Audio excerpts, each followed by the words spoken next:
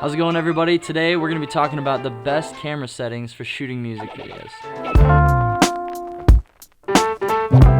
Let me preface this video by saying my settings aren't necessarily the right settings or the only way to set up your camera for music videos, but like every guideline or rule, there's always ways to creatively break that if it benefits the storytelling of your video or your film. So I'm just going to be sharing how I do things.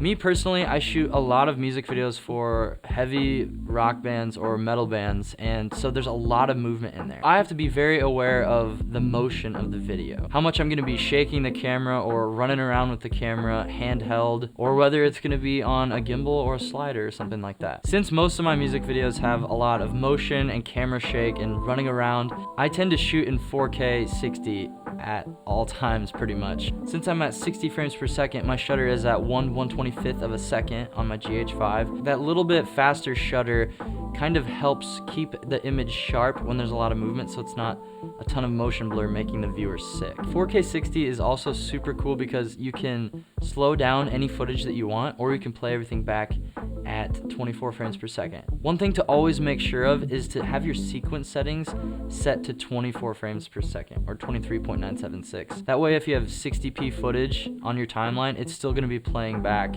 at 24p. It'll just have that little bit faster shutter look to it, which I really like for aggressive looking footage. If I know the motion is going to be regular and I don't want to slow things down later, I'll tend to shoot at 24 frames per second. It just looks really clean and really smooth, and also your shutter's a little more open, so it's really good in like a darker situation.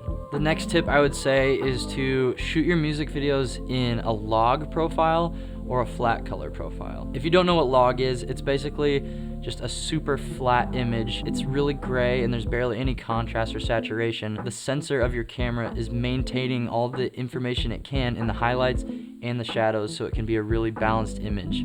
You don't have to shoot in a flat profile, but I highly recommend it if you want to experiment with color or different textures. Some cameras don't come with a log profile. Like for my GH5, I had to spend an extra $100 to get it. So what I would recommend is just going on YouTube and finding some tutorials on how to create a custom flat color profile for your camera. In my opinion, something that looks really amateur is when like a sky is super blown out in the background and the exposure is just all wacky. So I think just learning to protect your highlights, whether that's in a flat profile or not, is super important to achieving a high production looking video. Next, I would say try shooting with an open aperture. A lot of times I'm shooting anywhere from 1.2 to 2.5. I'm a sucker for shallow depth of field. It's nice if you're trying to pull the viewer's attention to a certain thing. You don't have to have a shallow depth of field to have a cinematic look. Make sure you're using it to benefit your story and to guide the viewer's eyes to what you're trying to get them to see. Next, expose, expose, expose. It's so important to have proper exposure. Exposing correctly allows you to keep your ISO level down. That way your footage doesn't get super noisy or gross looking. So I would say if you can, like, start to save up for a light, and you don't need something super expensive. I have the Aperture Tri-8 and like a $12 diffusion panel that I use for all of my videos. It's really affordable too, and I'll have a link for any gear I'm talking about in the description that you can check out. Use a window, use a lamp, use anything you can to get your footage exposed well. My final tip for shooting music videos is to accurately white balance. Most cameras come with different presets that you can choose depending on the situation you're in for lighting, but you can also pick up a white balance card for really cheap and do a custom white balance. I think this was like $12 on Amazon. It's super cheap and it works every single time. It's really simple, and I'll be making a tutorial on custom white balancing soon, but just pay attention to your skin tones and try to keep them as natural looking as possible.